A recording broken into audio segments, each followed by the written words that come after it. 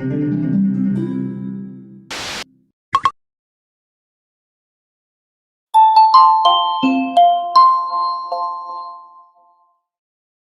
咧就帶咗我哋嚟16街同 Woodbine 呢度嘅西域食府啊！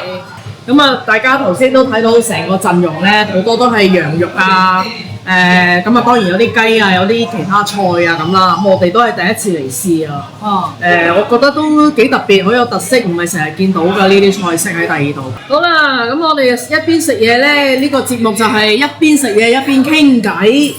咁就不忘美食之餘，我哋咧今日咧就係講下我哋3個嘅健康狀況。咁啊，點解會咁奇怪走嚟講健康狀況咧？事緣咧就係因為上一次我哋同 Jimmy 出嚟食嘢咧，佢話講開我生蛇，咁啊都我喺呢度亦都唔再多講，因為我開 live 又講過啦，之前有啲係咧有啲片段我都講過，咁我就唔多講，成個多倫多都知我生蛇啦。咁但係去到今日為止啦，即係都過咗成個月啦。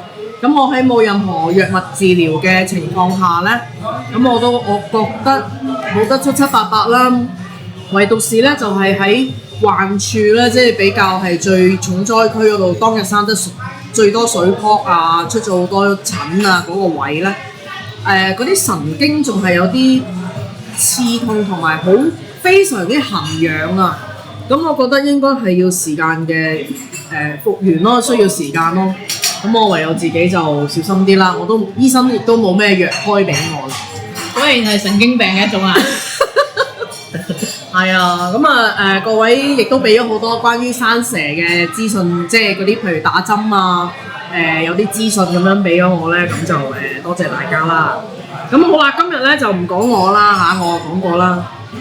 我就話俾大家聽咧，飯團咧，佢雖然成日做運動啦，好健康，但係原來佢都有一個經過咗好多年嘅病。咁啊，上一次咧，我哋同佢傾開嗰時咧，佢就話好啦，揾次有機會我同觀眾講啦。咁今日就係呢個大好機會啦。係。咁啊，其實我有脂肪肝，咁啊好多人都有嘅。咁啊，其實即係拍呢啲片之前已經有㗎啦，2018、2019。我暫亂一下飯團哥病先。咁啊，飯團就有脂肪肝啦，啱啱佢講咗啦。佢2018、2019年嗰陣時咧，就係 Covid 之前，我哋都未拍 YouTube 啦。但係當時咧，我哋就係用咗好多年嗰啲 Costco 嗰啲唔靚嘅油啊。食到我哋兩個人咧，身體有好多炎症啊咁樣，加上我哋好中意食粥粉麵飯啦，可能係因為咁，唔關 Costco 事嘅，係揀嗰隻油。我覺得關嗰個油事咯。唔係關個油事，但係嗰隻油好多地方有得買，唔係 Costco 嘅。哦，係 sorry 啊，唔係因為 Costco 而係我哋揀咗隻唔好嘅油。啲富貴病嚟㗎係嘛？大家咁話咧。咁係啦，咁啊飯團嘅脂肪肝去到今日有咩？點解要同人哋 share 咧？去到今日點解咧？因為我好返啦，恭喜！咁啊係咯，點解你可唔可以分享當日點解會發現你自己有脂肪肝啦？醫生點樣講啦？開頭係點㗎？其實通常都係你臨近40，跟住醫生就會同你講咩都驗下啦，咩都照下啦咁啊嘛。咁咪照下咯，咁咪發覺有脂肪肝喎。咁當時就係即係照咗ultrasound。係ultrasound咁啊，我唔記得嚴唔嚴重嘅，肯定唔係嚴重嗰隻嘅，可能 mild 或者輕微嘅啫。總之就睇到有啦。係啦，咁啊，咪叫我食嘢小心啲咯，食少啲澱粉質啊嗰啲咯。咁但係好難㗎嘛，我哋中國人講好中意食粥粉麵飯。嗱，2018、2019咧，適逢我自己咧都係關節炎都好緊要啦。我就開始咗生酮飲食一輪，我就同佢講話，不如大家一齊試下啦。飯團就做唔到嘅，佢亦都冇辦法戒得到太多嘅粥粉麵飯，因為佢身體會好猛整啊。係啊，翻工會反枱咯，開會會殺人咯，所以唔係冇咯。咁 anyway 就係咁啊，試咗唔同方法咯，咁多年，咁啊可能食少啲粥粉麵飯啊，即係其實基本上就係咩都試，咁運動我一路都有做㗎啦，不過再做多啲啦。咁年年都驗下，咁啊有陣時又好啲，有陣時醫生就話好似又差翻啲喎，又係同即係你年年都有驗嘅，年年都驗下咯，年年都有身體檢查去 keep monitor 住嘅。咁後尾咁你今年同以前做咗啲咩唔同，令到今年你係啦，會好翻啊？咁啊未必一朝一夕嘅下，都可能年幾咁樣樣，就係我發覺對我嚟講最 work 嘅 combination 可能就係食嘢嘅話咧，你就梗係盡量少粥粉麵飯，但係好難噶嘛。咁可能我就會揀 lunch 食咗 carb 咧，就夜晚唔食，夜晚食就晏晝唔食咁咯。咁跟住佢講嗰個 carb 係碳水化合物咁嘅意思啊？薯仔啊嗰啲都算㗎。你可唔可以舉個例子？晏晝食咗啲乜嘢，夜晚又食啲咩咁樣？咁如果晏晝要食炒飯嘅，咁夜晚咪淨係食菜同食肉，或者食蛋啊呢啲咁咯。咁同埋可能食嘢嘅次序啦，食咗肉啊或者蛋白質啊菜先，再等10零20分鐘先至再食澱粉質咯。同埋盡量如果要揀咧，就揀原粒嘅飯啦，即係然之後麵啊或者米粉呢啲就揀原粒嘅飯，同埋攤凍啲先食咯。咁啊，哇！好多個 point 喎，你已經講咗。係啊，咁同埋可能就我以前就會快跑，可能20分鐘咁會做其他weightlifting 啊嗰啲運動啦。咁但係我發覺其實慢跑可能1個鐘或者45分鐘係有用過快跑咯。咁就要逐樣自己試睇下調教。咁我發覺呢個咁樣嘅配搭咧，對我嚟講就最 work 啦。咁而家就冇事啦，咁希望 keep 到啦。係啊，咁如果有人問你，咦，我可唔可以按照你呢個方法，係咪我都可以reverse 到我個脂肪肝？咁但係個答案就係因人而異嘅。咪試咯，睇下逐年照逐年試，睇下邊個配搭最 work 咯。所以你搞咗幾耐？咁2018搞到而家咯。即係都成7年啦。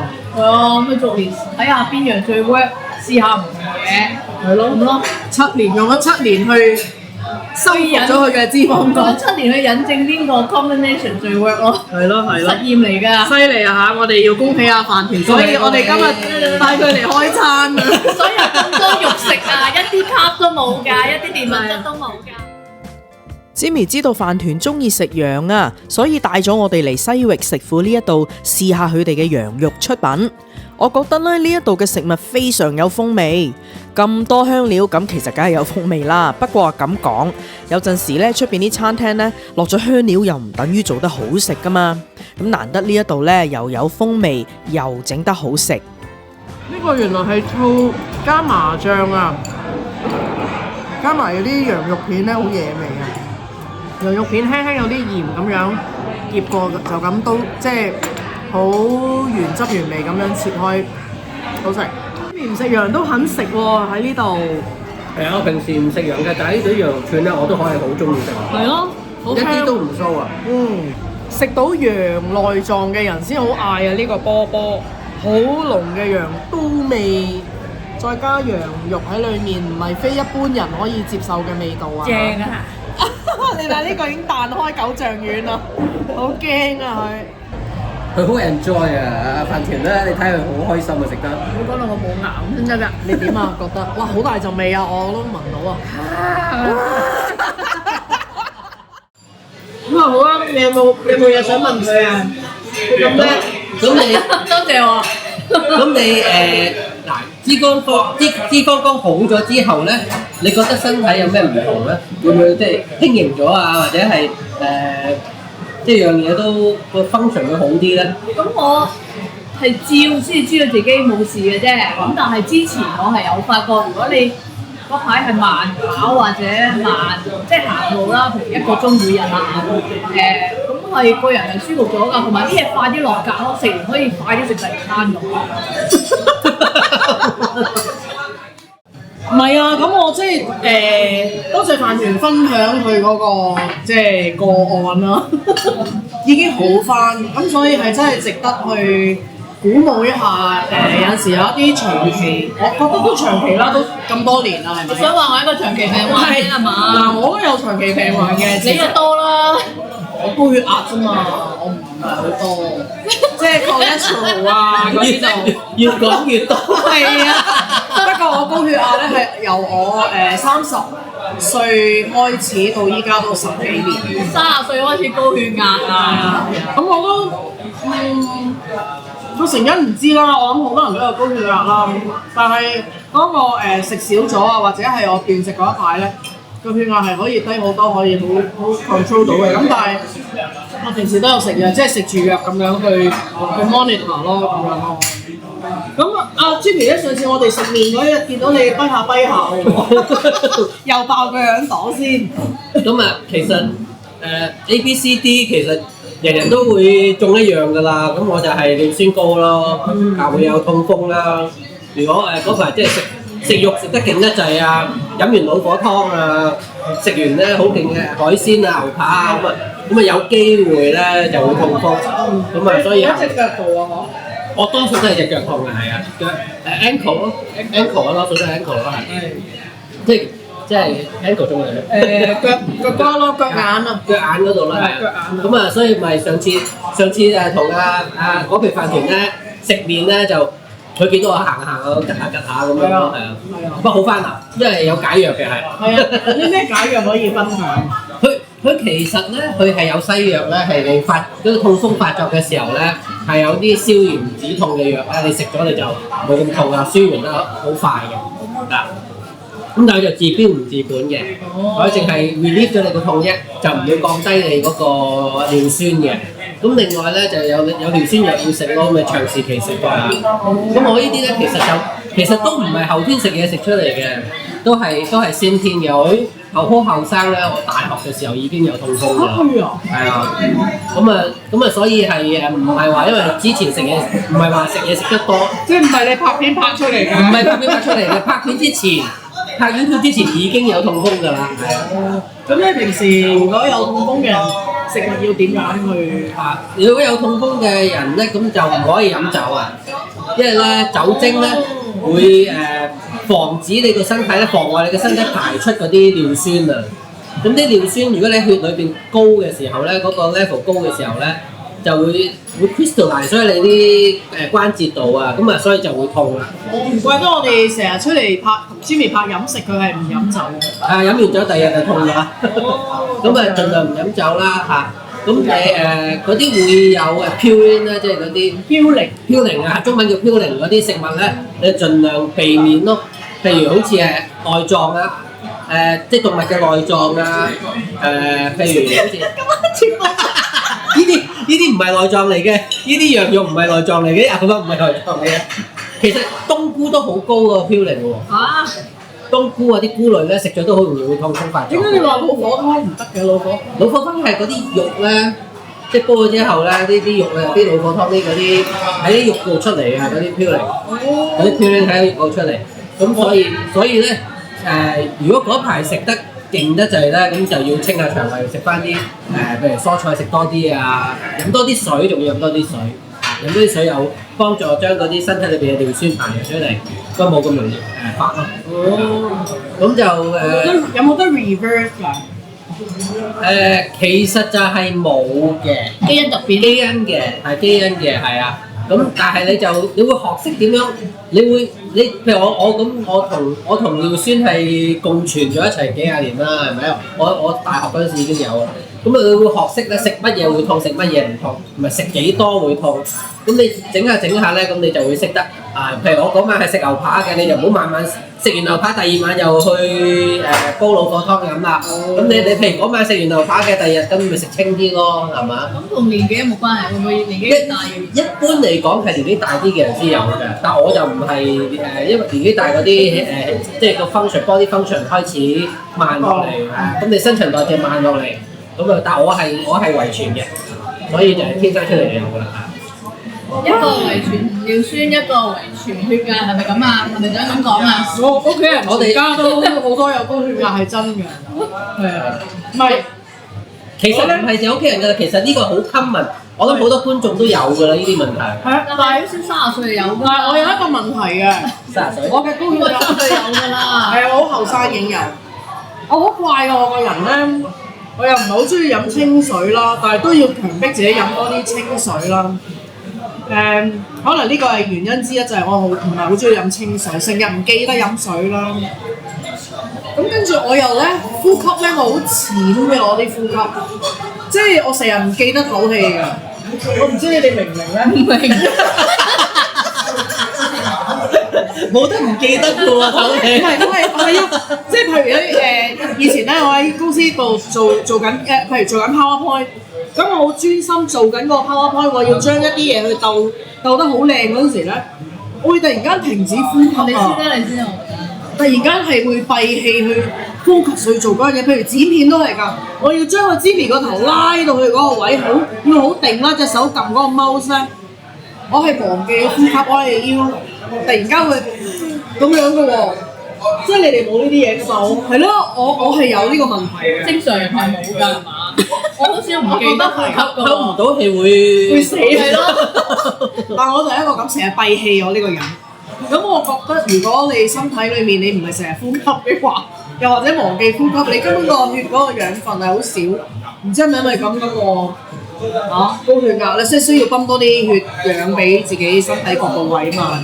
嗱，呢個我自己理解嘅咋，我可能完全係錯誤嘅 ，sorry。即係氣又唔唞，水又唔飲。練先啊，辟谷啊！佢辟咩谷啊？佢淨係辟 liquid 啫喎，而家辟 liquid。咁我呢個習慣係非常之差㗎，我成日都要提自己去呼吸同飲水。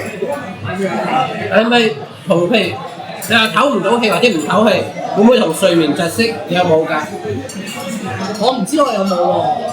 咁如果佢日頭都窒息咯，咁夜晚理得佢啦係嘛？我唔係窒息啊，我係唞少咗好多氣咯，應該咁講咯，同埋成日自己閉氣咯。有啲人有冇觀眾係咁樣？但係如果連日頭都係啦，咁你仲理唔理佢夜晚窒唔窒息咧？如果佢日頭都窒息嘅話，我唔係窒息啊，我係唞少咗氣，OK，我冇窒息。咁啊，我唔知啦嚇，咁啊呢個就係我自己嘅問題啦。但係我記得你上次話過你有個親人去日本玩出咗事喎，嗰個我都好有興趣聽翻阿 Jimmy。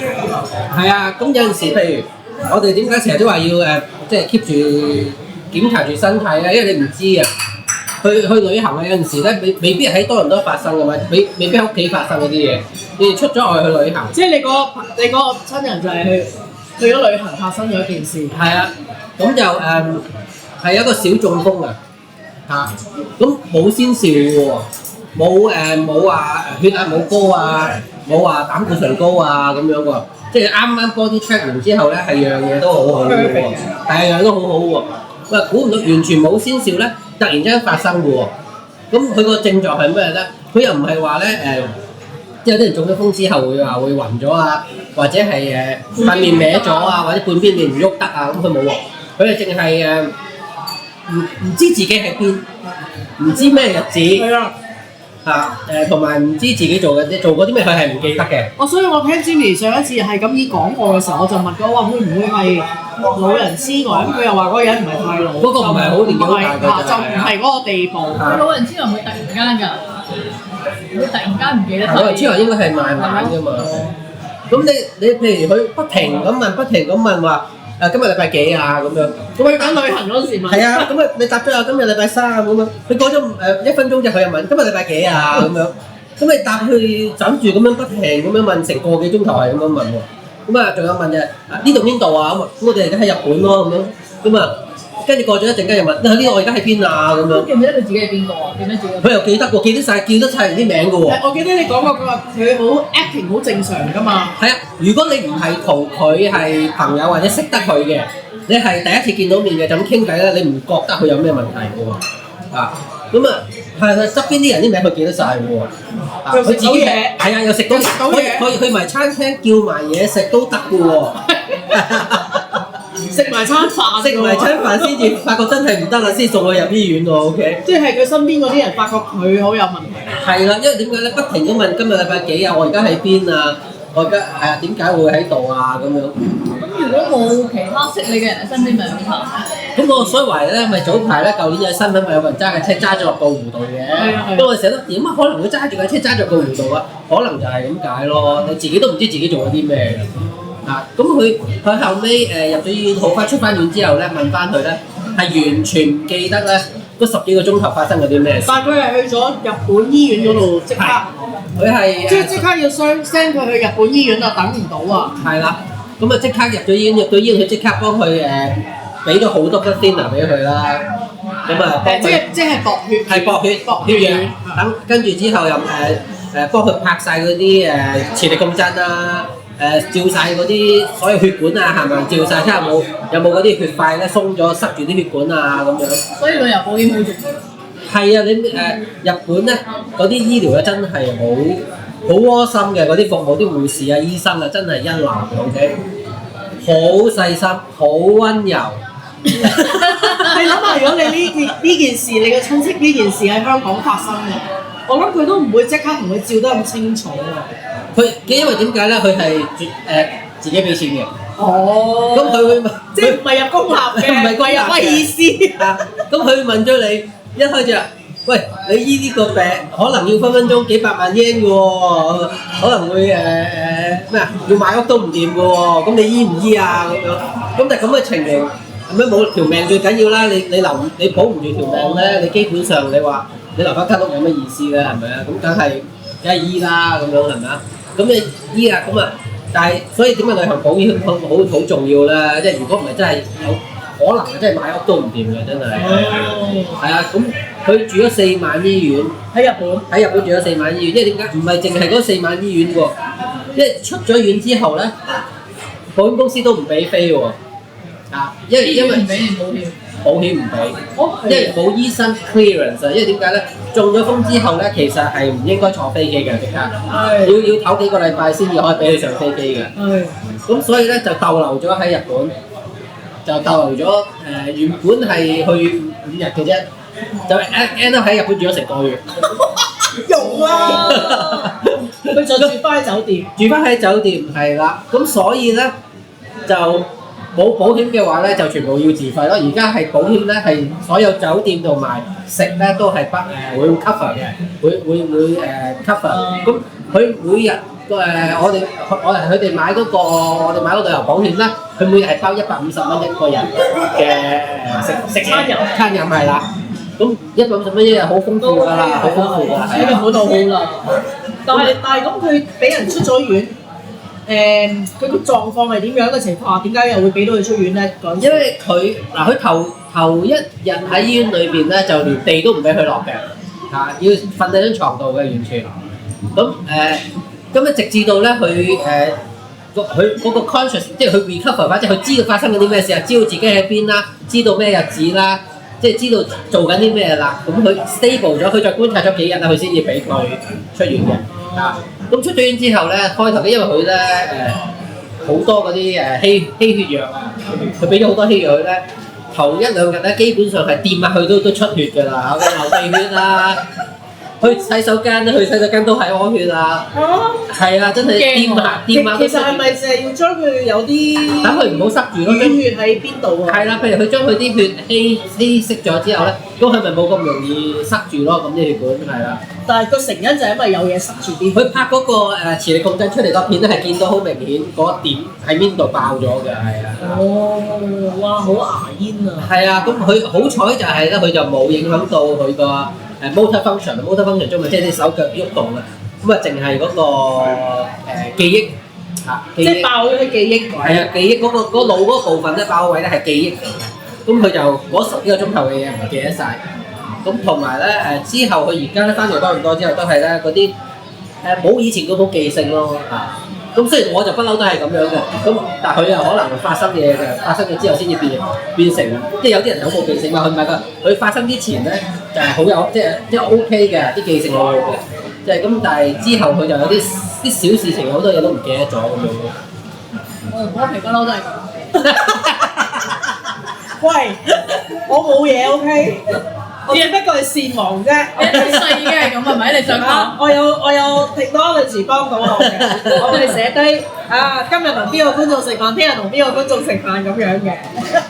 係啊，所以旅行保險我覺得係要買嘅去旅行嘅時候。同埋我記得上次你講俾我聽嗰時，我就係話咧，呢啲要可以 share 出嚟咧，就因為咧原來中風咧唔係嘢都係唔係話歪嘴啊、歪面啊，有陣時你突然間唔記得咗日子啊，唔記得咗自己喺邊啊，咁都係呢啲都係中風嘅嗰啲 symptom 嚟嘅症狀。唔係睇嚟去旅行一定要有人陪你啊，識得嘅人啊，如果唔係你都成日自己去旅行，係啊，好難㗎嘛。我諗係即係有嗰個風險就係如果你自己一個人咧，如果真係咁嘅事情發生咧，咁就真係冇人根本冇人知你有事，係冇人知你有事啊，係啊！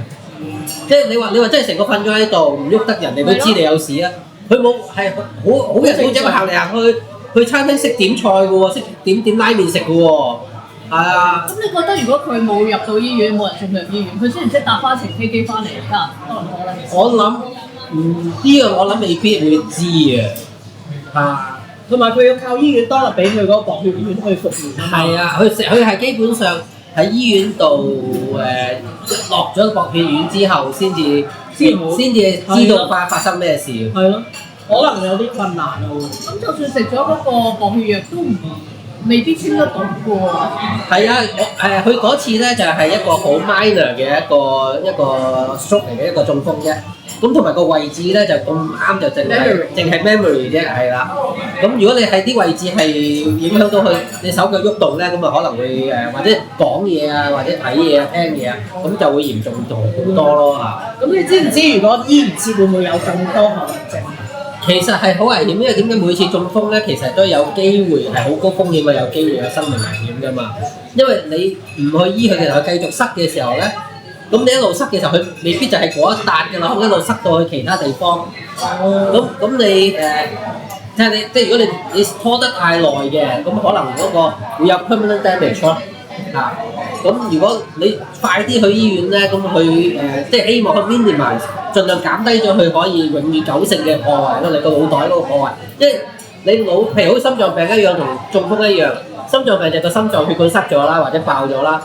中風就係個腦嘅血管塞咗或者爆咗啦，咁你會缺氧㗎嘛，冇咗血管輸送啲氧氣俾嗰個腦或者個心臟，咁你內冇嗰啲氧氣嘅時候咧，咁佢嗰個肌肉就會個心臟嘅肌肉會壞咗，咁你就會有生命危險咯。腦一樣啦，如果佢腦嘅細胞壞死咗，咁你咪會有永久性嘅破壞咯。牙煙啊，係啊，喺嗰度。牙煙啊，咁但係preventive 嘅做到嘅嘢係都冇㗎啦。有飲食均衡，做運動啊，控制血壓點？控制血壓啊，控制血壓。係啊，我有食藥，我有食字藥。即係咁講，我哋三個咧都係飲食嘅 YouTuber。咁但係我哋成日食飯咧，即係 off camera， 我哋冇對住鏡頭嘅時候，我哋都會傾下大家。哇，其實我哋做飲食 YouTuber 都幾係嘅，因為有時食得太多，你都會覺得好滯漏啊。為藝術犧牲我哋。其實好細食㗎咋。我哋即係我會有時會 take a break， 同埋即係飯團，我哋有機會咧就係食少啲咯。你都應該係。其實好多時候我哋見鏡頭嗰啖嘅啫，你見到我哋食好多嘢咧，叫咗好多嘢啦，其實可能真係食嗰一啖嘅嘢。跟住就打包翻屋企，打包翻屋企就再慢慢食。係啊，其實我哋一日食一餐嘅啫嘛。係咯，咁即係都要講下，就係我哋係拍片，係中意食嘢去介紹餐飲。咁但係我哋三個都有各自嘅方法去，即係話鏡頭後面或者唔使成日出去食嘢嘅時候咧，就會真係食翻少啲，清淡啲，食多啲菜啊，一啲輕便啲嘅肉類啊咁樣。咁就希望可以保持翻個身體唔好咁 heavy 咯，俾自己控制體重啦，定期檢查身體啦，係啊。呢啲加拿大喺度又唔使錢嘅政府包嘅，冇理由唔去做啦。唔使包都要排好隊先得㗎，你估真係咁容易咩？睇個醫生。咁而家係有嘅，不過真係要注意咯嚇。唔係，我諗今時今日真係太多 chemical 啊，全部因為你身邊用緊嘅嘢咧，我覺得都係盡量天然啲啊，或者好質素嘅食物，菜啊咩都好都係好着數。所以我哋做飲食節目，其實其中一個 mission 咧就係、希望我哋去試咗先。咁如果係服咗嘅，就唔使大家去又先，係咯犧牲咗自己先。係咯，喂人係咯，但係真係好食嘅，咁我哋就絕對就介紹出嚟咁樣。咁啊，係多謝兩位啊嚇！嗱，我啊 share 咗我嘅故事，今日就多謝埋佢哋兩個 share 埋佢哋嘅故事啦。好，咁啊，希望各位觀眾咧就保持身體健康，呢個最緊要。係啦，我想講有個人咧，其實係開心得滯，玩到自己都唔知自己生蛇，其實錯過咗個黃金72小時。哎呀，之前咪講過咯，總之一起水泡就當自己生蛇啦。其實生蛇有針打㗎嘛。我知，但係我開心得滯，覺得自己唔係啊嘛。當時我個 timing 完全真係啱。我一到溫哥華嗰日就生水泡，仲要自己覺得自己唔係生蛇，咁就冇去到當地嘅醫院咯。之後翻嚟個醫生亦都話你太遲，冇得醫㗎啦。要自己好咯嚇，自己好好啦。咁我希望你嗰位親人就早啲好翻啦。係啦，咁啊，大家咁啊，趁年尾而家聖誕節，祝大家聖誕快樂，身體健康啦！最緊要身體健康，最緊要身體健康，身體健康先可以食好嘢，食多啲好嘢，係啦。身體健康就乜都得㗎啦。好，下次再講過我哋。拜拜。我可以食嘢啦。